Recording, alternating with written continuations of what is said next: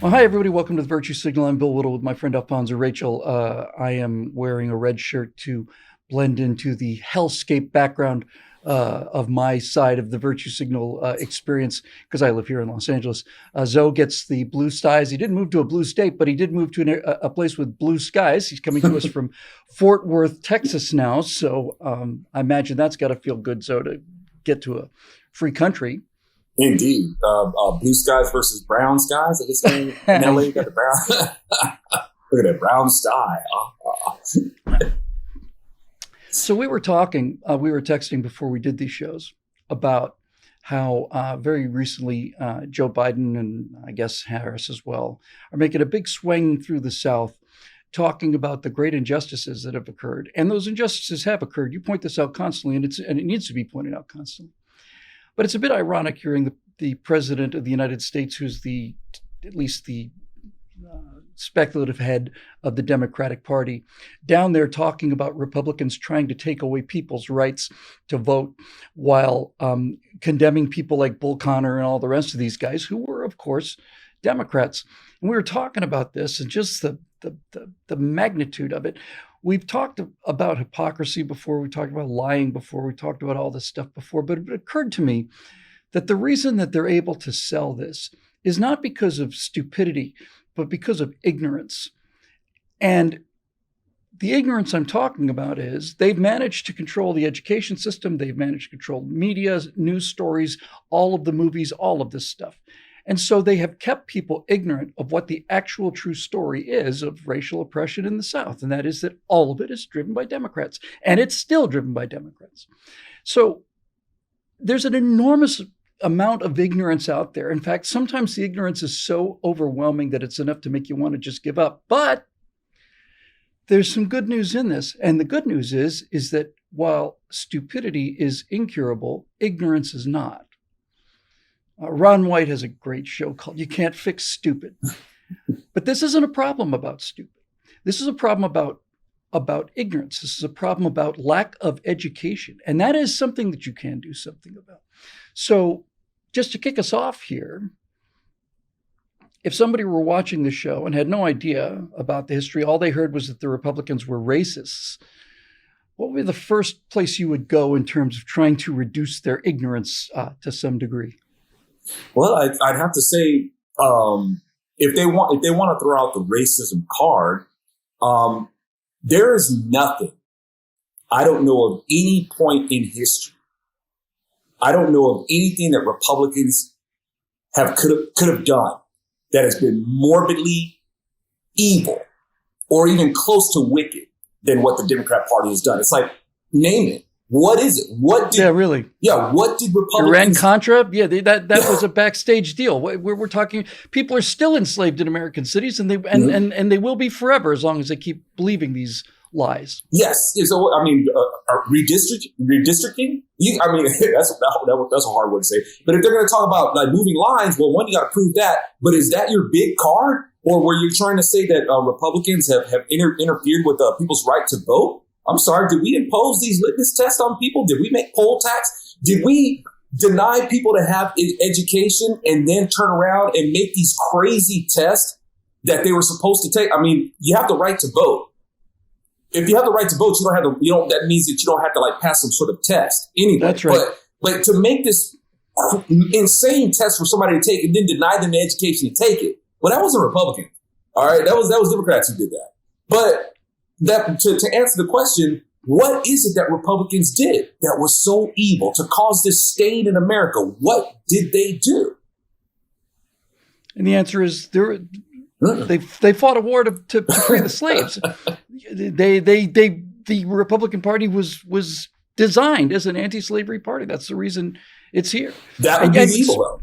Speaking of ignorance now, as opposed to stupidity, I wonder how many people would really start asking serious questions that they're not asking now if they knew that the first Black members of Congress didn't get to Congress in the 1960s, got to Congress in the 1860s. Universally Republicans, and universally intimidated by Democrats. Yes. I mean, just simple things like this. Here are the first black representatives, and I don't know if there was a senator or not. I know there was a black Speaker of the House pro tem. All of them Republicans, and Frederick Douglass is a Republican. I'd be willing to bet you, Zoe, I'd be willing if you went to Santa Monica Beach and asked people on the beach whether Abraham Lincoln was a Democrat or a Republican. I'd be willing to bet you that 9 out of 10 people would say he was a Democrat. Or they would say, yeah, but the Republicans were liberal back then. And Lincoln himself just switch sides. Yeah. The whole, we don't need to get into that. We've been in that. But I'll tell you what, though, you hit it on the head, though, even though you were being facetious, when you said, oh, what evil did we do? Free the slaves and stuff like that? That in itself is evil. Because John Wilkes Booth even said it himself. Lincoln wants to see the Negro destroyed. This country was for the white man, not the Negro, but for what Lincoln is going to do. Lincoln, because he wants to set them free. We Democrats, we know what's best for the Negro, right? That's right. Yeah, yeah. What Lincoln was doing with Bill. Funny coincidence, isn't it? Funny. How what's good for the Negro is also good for the Democrats. Exactly. Funny how that works out. And has the mindset changed?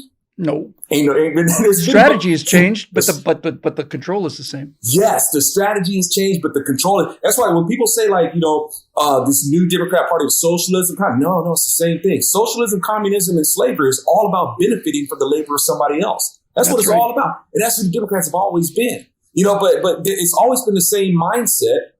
That we know what's best for them. And we're going to tell you what to do, whether you like it or not. Yes. So. These things, but people don't know this stuff because, like you said, the education system has been run by the Democrat Party. All the institutions of high influence. That's why when people say, well, there's no systemic racism or white privilege and stuff like that, but stop and think about who runs everything. And you're gonna let them off the hook for that? It's Democrats who run everything. So yeah, there just might be some of that systemic racism still. So this ignorance that I'm talking about is so widespread. We take us 20 episodes to just gloss over all of it. But one of the things, for example, is this idea that green energy is something that we can just turn on, that it's just, we just have to make a decision to have green energy. The ignorance of the amount of electricity needed to run this economy, forget grow it, the amount of electricity needed, and the fact that no one out there will disagree with the fact that green energy might get us to 20-25% of that number. That's just ignorance.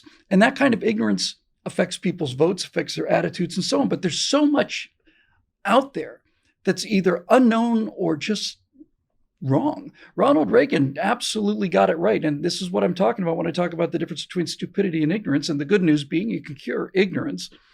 Reagan said that it's not that liberals are stupid. It's just that so much of what they know is wrong.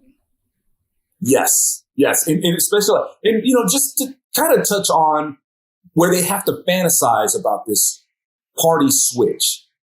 It's wrong. And they're fed this a lot. They get a lot of information on terms of, but let's look at the reality of this. Because even Malcolm X said, before the party switch, the so-called party switch, which they really can't put their finger on, well, when did it happen? Because before, right. So just to clarify for the audience, it's a common trope out there to say that, yes, the Democrats did all this stuff during the Civil War, but then they switched sides. Yeah. Then all the racists became Republicans and all the good people became Democrats. That's the switch. Yeah, that didn't happen, like I said, at this point, because before this big exodus, the so-called, even Malcolm X was like, look, if you're throwing your support behind the Democrat Party, you're a political chump and a traitor to your race. Now, what was the excuse for people switching parties, especially when it comes to the black community? What was the excuse? Because Malcolm X said that before the so-called party switch, and that was even happening long before then. I mean, that could be traced way back. What was the excuse? There really wasn't one, except for the bribery. Maybe the bribery. And unfortunately, it's sad enough where it looks like the Democrat Party was able to bribe you with a stiff can of peanut butter and some cheese. And a monthly and a bi-weekly check. Was that all it took? So apparently. Yeah, apparently. And that's sad to say. So, when you're talking about this ignorance and Bill, praise be to God, man, if you can get them one-on-one and talking, it's like, okay, yeah, I feel you. It's that herd mentality. Nobody wants to step away from the herd because you don't want to get ostracized. You get beat down for that, right? But one-on-one, you get it to them, and it's like they can understand it. Or if you could take that, I know this sounds shallow, you could take that stylized cultural approach and hit them where they live in terms of like the things that they enjoy without compromising your integrity. You also got another winning strategy. Yeah, that's exactly right.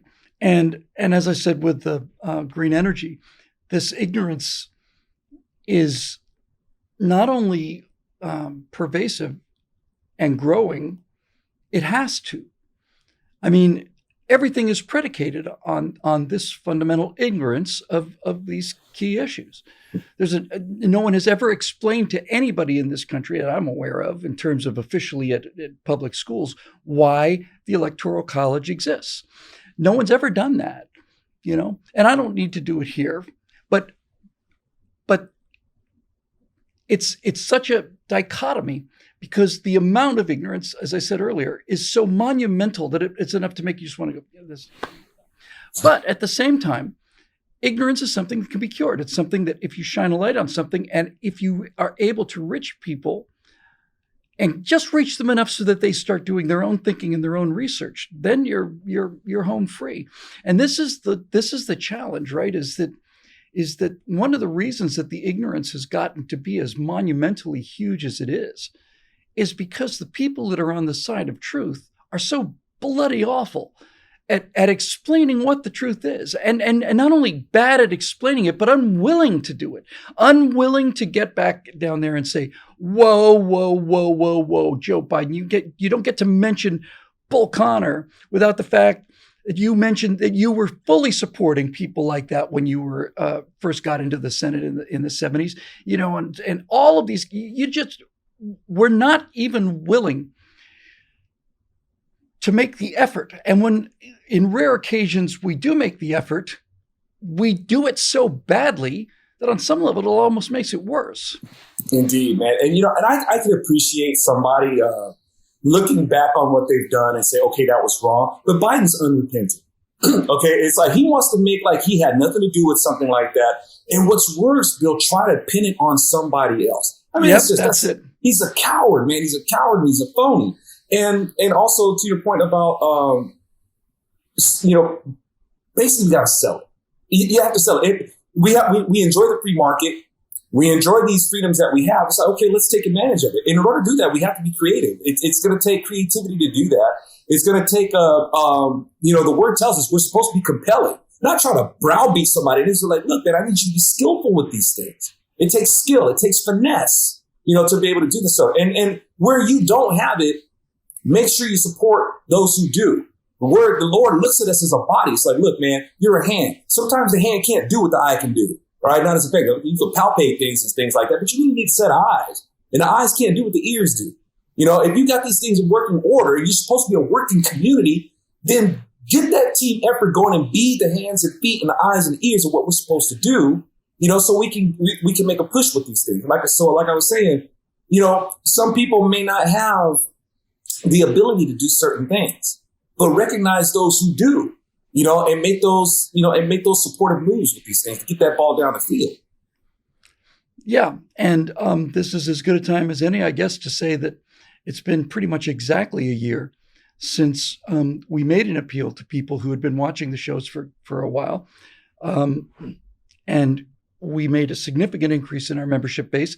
That's what allowed you to come and join us. I've been wanting to work with you and hire you for 12 years now, something like that. But there were a number of people that made a decision to fight ignorance, as you said, in a way that they can. If they're not particularly eloquent or good at messaging, then their $9.95 a month goes to people who maybe are a little better at these kind of things. And the tendrils of what we do here and this show and all of it are very, very hard to see.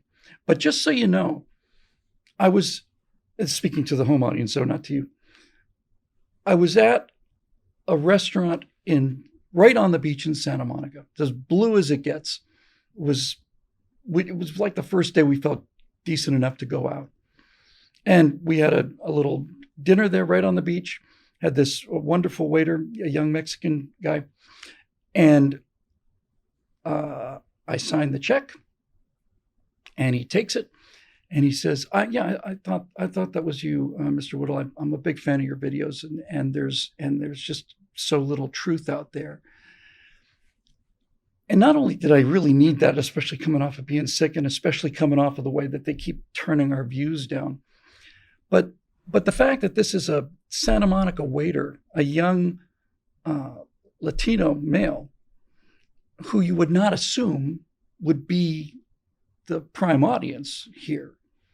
He'd been watching all of them, and it has made a difference in his opinion about how things work. I like to think, and I happen to believe it's true, that we have reduced his ignorance, and his ignorance is not his fault. None of the people that are ignorant of the things that are going on out there are really to be blamed if you can get to the place where you understand that they have been intentionally excluded from the truth. And since they've been excluded from the truth, they have no way of knowing that they've been excluded from the truth.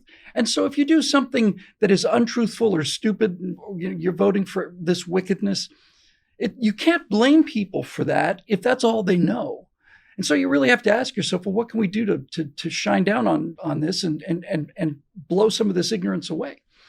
And there's a lot of things you can do. And one of them is supporting this company in shows like this. Definitely, man. It's, because that's really what it comes down to. We're supposed to be, that word has almost become like a bad word now, community, right? And that's that language thing. Got to take the language back, because liberals, they've taken it and they've flipping molested it, man. They've molested the language. Right. That's right. They've turned a word like community into something you want to fight against, because all of the bad things that they've done behind that good word. Yes. And even being educated, it's being educated is something where I hear the word and I'm like, ugh. But because just like we were talking about Reagan, it's like, sure, there's just a lot of stuff that you know. It's like, being educated in what? Being informed in what? Being an activist in what? It's like they've taken these words and they just put like such a negative connotation on it. That's what we want to do, Bill. We want to be able to kind of, put these things back into proper context in the connotation that they were supposed to be, so people can be motivated. I guess maybe in the right way. Just as an extra bonus, I'm going to tee up one more thing for you. Maybe the greatest ignorance out there today, Zoe, is moral ignorance.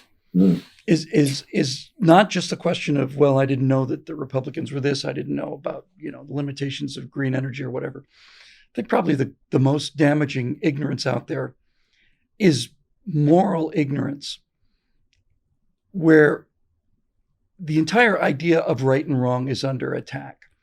And I often think that so many of the things that we see that drive us crazy are designed to get us accustomed to the fact that nothing makes sense, there is no truth, everything is relative, everything is transitory, and to get us used to the idea that there's nothing real and there are no real consequences. The only thing that's real is what they tell us. Indeed, man. And, of course, when they talk about this relative truth, it's like, okay, well, is that relatively true? Is that absolutely true? Great point. Yeah. It's like, come on, man. Stick to it. But yeah, if I could bring up your latest episode of Right Angle, you guys made some great points, concerning people's attack on people not getting the vax or wearing masks. And your point was about.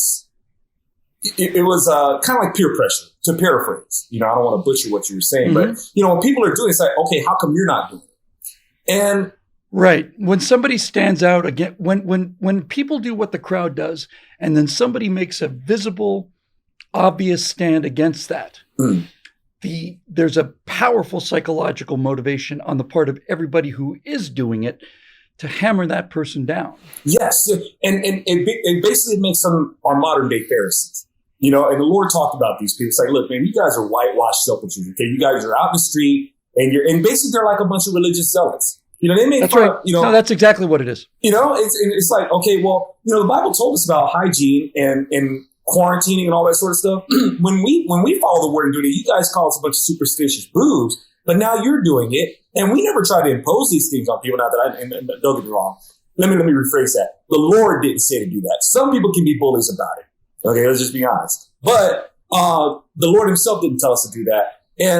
But this moral, it's almost like, and I think you guys kind of touched on it too. It's almost like the peer pressure of like, doing drugs, and it almost seems like people are the most, to add to that, it's like the most aggressive when it comes to doing something that you shouldn't do. It's almost like they don't want to be exactly it. That solo culpability. No, you're going to join me in this, right? I don't want to be the only one going down for this. And it's like you got society that wants to just drag everybody into something that they know that they shouldn't do, or that they don't, or they feel like they're really doing something good. And it is very religious. It's almost like, it's like, say, for instance, like I often say, look, man, I'm not a religious person. I'm not a religious person at all because I know where it goes. When people take this religious zealotry into things, it doesn't lead to a good place.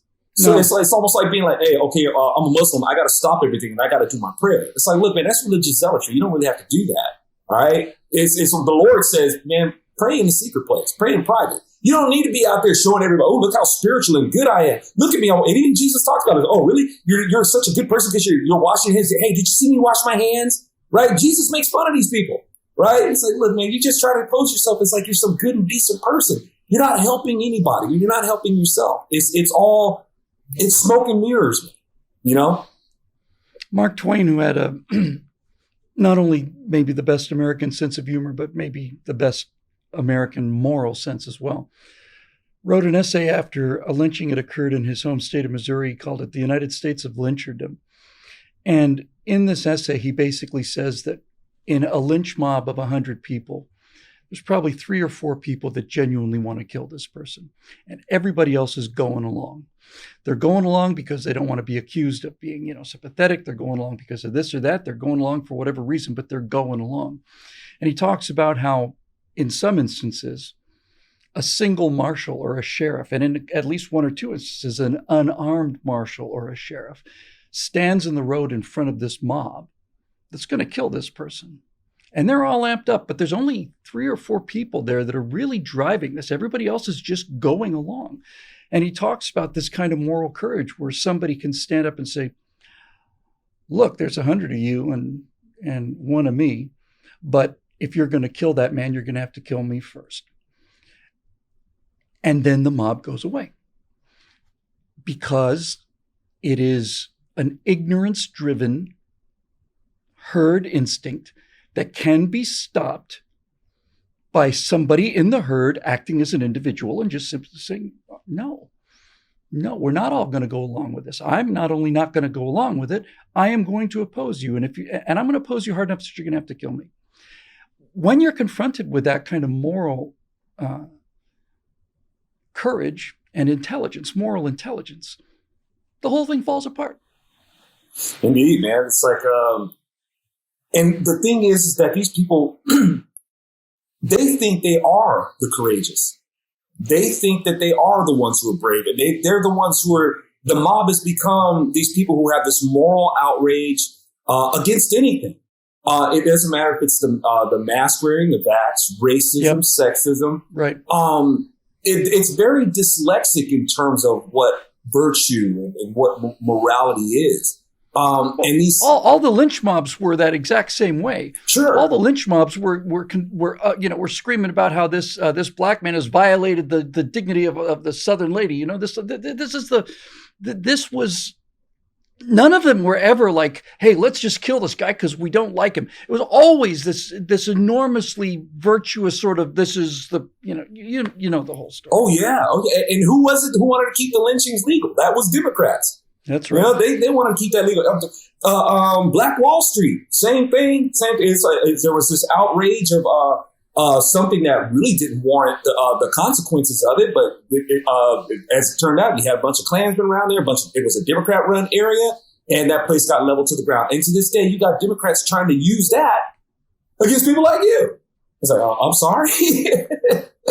Where is this coming from? But this ignorance and this moral, outrage and just people really being, it's funny how Democrats can just be so cross-eyed about these things, and they're the ones who are teaching for the most part in every meeting. So far, Yeah. it may be time for us to rethink the idea of turning our children over to these people. Mm-hmm. And there certainly seems to be some evidence that's happening. This show is brought to you by the members at BillWhittle.com. And about a year ago, we had a number of people join, as I mentioned earlier in the show. Not going to go through that again, other than to say thank you. You have our eternal gratitude, and you are helping eliminate this enormous, gigantic void of ignorance that's causing us so much pain. As I mentioned earlier, it's very difficult to track just how deeply these messages go and how far they go, but they go a long way and they make a big difference. And for those of you who are paying for that, we are very, very grateful. For Alfonso, Rachel, I'm Bill Whittle. We'll see you next time on The Virtue Signal.